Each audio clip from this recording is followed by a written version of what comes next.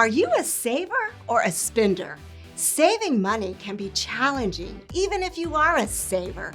And it doesn't sound very glamorous, but it can lead to glamorous things. Join me, Cherry Dale, with tips on how to jumpstart your savings plan to set yourself up for financial success. The following presentation is brought to you by Virginia Credit Union. In today's session, we will cover how understanding your habits and values can help frame a successful savings plan. We will show you how to create smart, short, and long-term savings goals. Then, I will conclude our time by giving you tips on how to make your savings plan stick for the long haul by automating and holding yourself accountable. Let's get started. Now, when I was a kid, we didn't have a lot of money.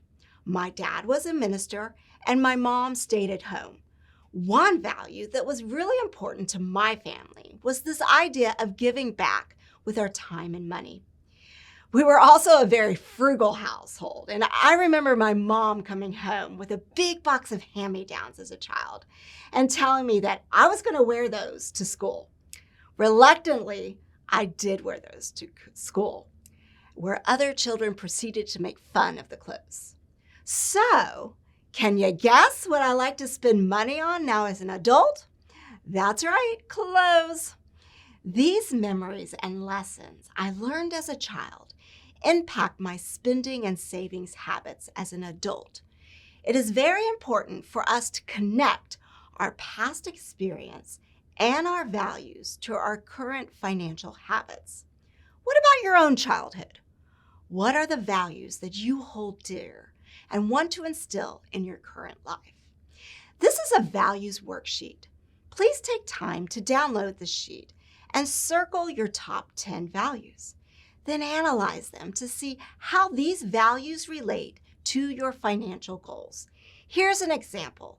Let's say you pick accountability, discipline, family, loyalty, safety, stewardship, growth, friends, service, and empowerment as your top 10 values. Based on these values, you would probably be more comfortable with your overall financial picture if you had a healthy emergency savings account. You would also want to develop a plan around how you can give because causes are important to you and to your family. You want to have enough money to give to family members that might need it, but you would definitely want to have a plan around how they are going to use it or even pay you back.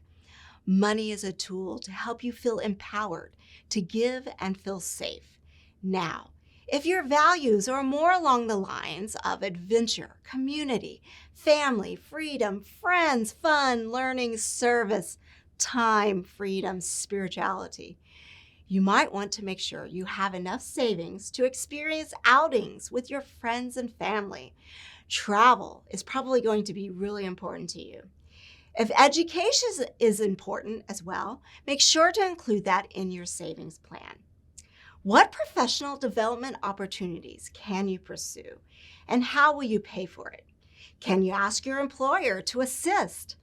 By understanding your values, you can then map out meaningful savings goals and create a plan on how to achieve them. You also want to get a sense of your spending habits. Do you buy coffee every day? Do you dine out more than you cook at home? Are you someone who needs the newest phone or electronic gadget? There's nothing wrong with any of these things. If coffee is important to you, include that in your plan. I like to spend money on clothes, which is okay, as long as I include that as part of my plan. Now, before we dig into savings goals, let's look at where your money is actually going. You can do this by looking at your bank statement or your online banking transactions to see what you are actually spending your money on. Then look at your budget. If you have not already created a budget, here is an easy-to-use sheet to get you started. Once you know exactly how much money you have and where it is going, you can start to develop a savings plan. Generally, we recommend that you're saving 10% of your net pay.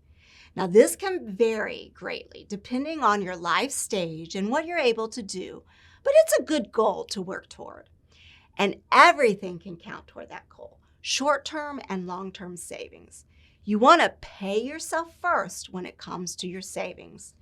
Think of your savings account as a bill, just like you would your mortgage. Then list out all your expenses. It is okay to be at zero funds at the end of the month, as long as you are putting money into savings. A savings plan should focus on what we call SMART goals: specific, measurable, attainable, reasonable, and time-bound. What does this actually look like? Well, let's look at a short-term SMART goal for your finances. A short-term savings goal is what you need to accomplish soon, usually within a year. You may want to go on vacation or set aside a bucket for holiday spending, or perhaps you need to improve your emergency savings account. We are going to use the emergency savings account as an example of a short-term SMART financial goal. When we think about emergency savings account, it is a good estimate to have 3 times your monthly net salary saved in a savings account. So let's say you make $50,000 a year gross, but net around $3,700 per month after taxes and deductions. So you would want $11,400 saved in an account. I often hear, what exactly can I use my emergency savings for? Well, my answer is really any extra expense that you are not planning for can be taken out of an emergency savings account, as long as you have a plan to pay it back. For example, if your car breaks down, you could pull the $400 repair from this account, or even if you go a little bit over on your grocery bill, you can pull that from the emergency account. This is why it's so important to have it, so you have a cushion if you go over on your regular monthly expenses. Again, just have a plan to pay it back. Now, how are you actually going to get to the $11,400? Let's create a SMART goal. Specific, I am saving for an emergency savings account. Measurable, I need $11,400 in my account. Attainable, what is reasonable for me to set aside each month? Look at your budget to see what is attainable. Give yourself time and grace to attain the goal. Perhaps 2 years is attainable versus 1. Relevant, have an emergency savings is relevant to my overall health and peace of mind. I know financial emergencies will happen. Now I will be prepared. Time bound, I will have saved this in 18 months. This comes out to $633 a month. I get paid twice a month, which comes to $316 a paycheck. Don't forget to connect this with your values and habits. You want to remember why this goal is important. If you valued security, family, or peace of mind, then having an emergency savings account connects with this and can help motivate you to achieve your goal. Let's look at an example of a long-term SMART financial goal.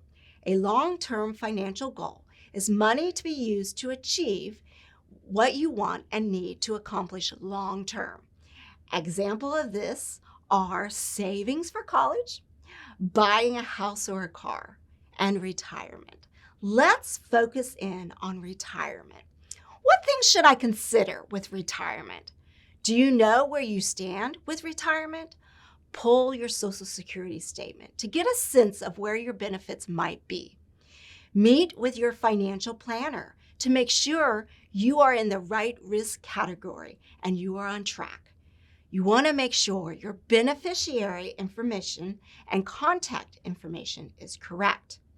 Do you have multiple retirement accounts, or have you switched jobs? Have you looked at traditional or Roth IRAs if your employer does not offer a 401k?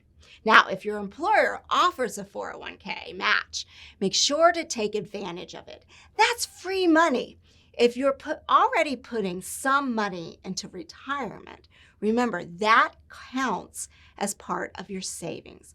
For example, if you put in 5% and that is matched, you're already hitting that 10% number for savings.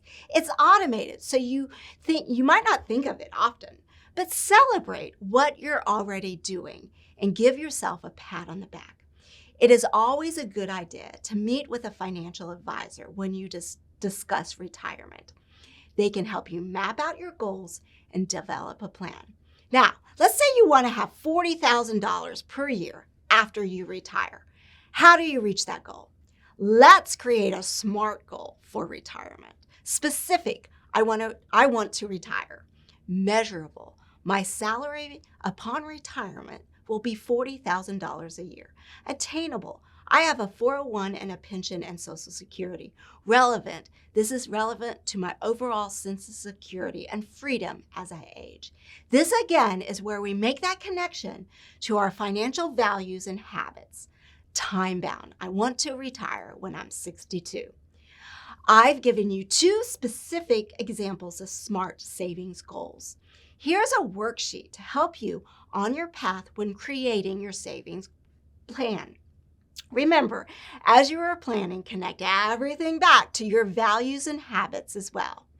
Okay, you've done all the work of making savings goals. So how do we actually make it stick? Let's look at some practical ways that can help you work towards and monitor those goals. You want to make sure your savings is automatic. Have it directly coming out of your paycheck into a savings account designated for your savings goal. You can have multiple savings accounts for multiple goals. You can actually nickname a savings account as a vacation fund or an emergency savings fund. Now, if you leave your money in your checking account, you are more likely to spend it. Your retirement savings should also directly come out of your paycheck into your retirement account. The more you automate it, the better off you are in achieving your goal. This can even work with a money market savings account. A money market account is a high-interest deposit account offered by financial institutions, including banks and credit unions. If your savings for a future goal or want your money to grow more quickly while avoiding unsecured market investments, a money market account may be the right option for you. For smaller savings goals, consider automating a roundup like Virginia Credit Union's Change Jar. Finally, hold yourself accountable and reward yourself when you succeed. Make sure to carve time out each month to see that you are following through on your goals and make adjustments when necessary. Reward yourself in small ways each month if you meet your goals. It doesn't have to be a financial reward, but maybe it's just extra time doing what you love for free. If you happen to not meet your goals, it is okay. Goals can be adjusted as the unexpected arises and we learn more about our habits and values. This is also a great time to work with a partner or even your kids to hold each other accountable through the process. Encourage your family to create their own savings goals and check each month to see who is on track. Then celebrate each other. When you get a bonus or a tax refund, know where it's going or what you have planned for it before it hits your bank account. Get a raise? Consider not increasing your living expenses, but increasing your savings instead. Creating and sticking to a savings plan takes dedication, but is really the most direct path to financial success.